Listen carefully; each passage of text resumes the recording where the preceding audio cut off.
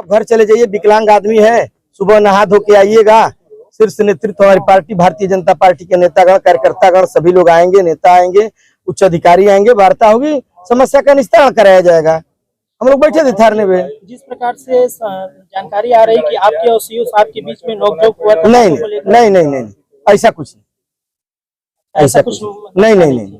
हम अपने जनता को संबोधित कर रहे थे, उसमें सीओ साहब आए। जब हमारा भाषण पूरा हो गया, सीओ साहब बात किए, हम लोग सीओ साहब फिर अंदर गए, 5 लोगों को बुलाए और जा करके वहां हम लोगों की बात सुने। और सुनने के बाद आधे घंटे के बाद सीओ साहब कुछ नहीं बोले, न कुछ निर्देश दिए, उस धीरे से निकल गए। ये बताइए, जिस प्रकार से थाना अशोका और वहाँ के लोगों का मिली भगत की बात आ रही है, आप लोग के द्वारा लगाया जा रहा है आरोप, तो क्या ऐसा वहाँ पे आप लोग की सुनवाई नहीं हो रही थी? शायद वह वहाँ प्रशासन के लोग मिले थे। भारतीय जनता पार्टी के कार्यकर्ता होने के नाते हम बता रहे हैं कि सभी जिसे मजदूर, किसान, गरीब, छात्र, नौजवान किसी की भी समस्या आती थी तो हम लोग थाने पर निस्तारण कराते थे।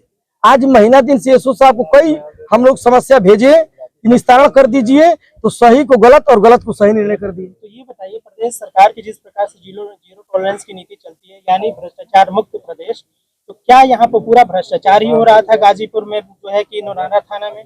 नहीं, भ्रष्टाचार नहीं है।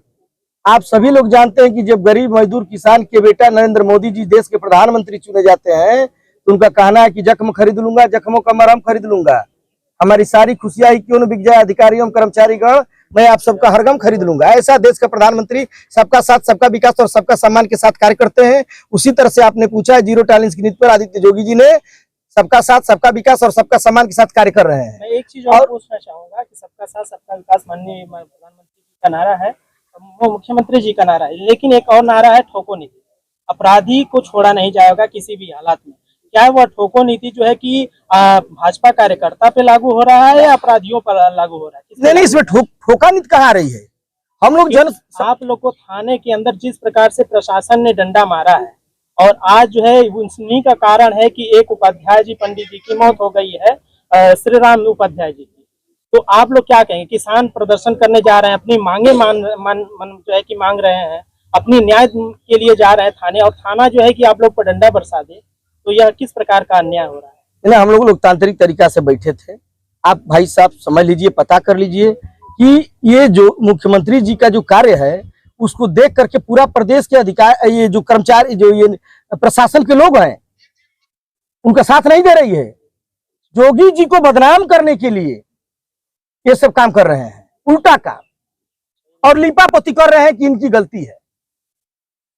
तो यहाँ पे आप क्या कहना चाहेंगे, किसके खिलाफ कार्रवाई होनी चाहिए? प्रशासन के खिलाफ कार्रवाई होनी चाहिए, प्रशासन के खिलाफ एकदम होनी चाहिए। मतलब आप लोग के साथ जो रात में घटना है जी, वो बहुत ही दुखनीय है। क्या हम लोग करते हैं, आप ही बताइए। लोकतांत्रिक तरीका से हम लोग बैठे हैं, सोए हैं, लोकतंत्र में अधिकार है हम लोगों को बैठने का। अपने आर्टिकल 9 अनुच्छेद 19 जो है 19 कहता है कि हमें बोलने का अधिकार। किस धारा के अनुसार, किस नियम कानून के अनुसार आप जो धारा शांतिपूर्ण ढंग से बैठा है उसको बर्बरतापूर्ण पिटाई करेंगे? और पिटाई में हमारे सियाराम जो छात्र संघ से जुड़ा हुआ आदमी, विकलांग आदमी, वो हमसे कहा कि भैया आप नहीं जाएंगे तो हम भी नहीं जाएंगे, और हमको बचाने में शहीद हो गया। ये जो लाठी मारी गई है या रात में लाइट बंद करिए, कितने बजे रात की घटना है? 1:30 बजे। 1:30 बजे जी। ये कितने देर तक मतलब ये जो है कि कार्रवाई आप लोग को लाठी डंडे की गई? 10 मिनट, वो तो काफी था। लाठी जैसे ही बरसा, कुछ लोग भाग गए, कुछ लोग टिके रहे, हमारे जैसे लोग हमारे शरीर पर ये सो गए। पुलिस पिटती रही। जब देखे कि बागी जी नीचे पड़े हैं, ये ऊपर है, तो इनको हटा हमको ठेल दिए। का कारण जो है कि आपका भी यहाँ होता है। जी। आप लोग का आप मांग, और सुन लीजिए, अब जाने के बाद घर जब हम 3 बजे पहुंचते हैं तो 4 बजे फिर 150 की संख्या घर फोर्स पहुंचती है, हमारी जनानी मकान में घुसती है। जी, आप लोग को अरेस्ट करने। जी, इसी अरेस्ट करने के चक्कर में कोई बगीचा में छुपा था, कोई खेत में छुपा था, कोई दूसरे घर सोया था।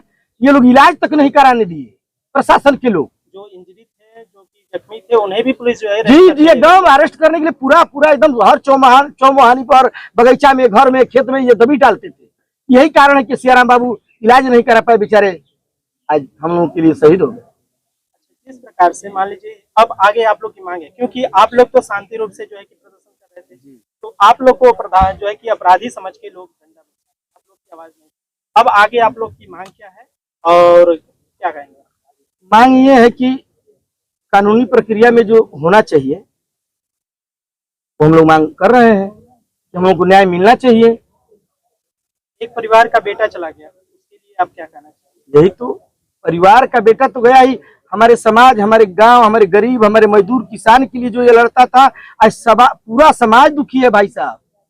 वो सबका लड़का था, तभी तो जन समस्या को लेकर लड़ते थे। लड़ने वाला किसी घर का नहीं होता है भाई साहब, पूरे समाज का होता है।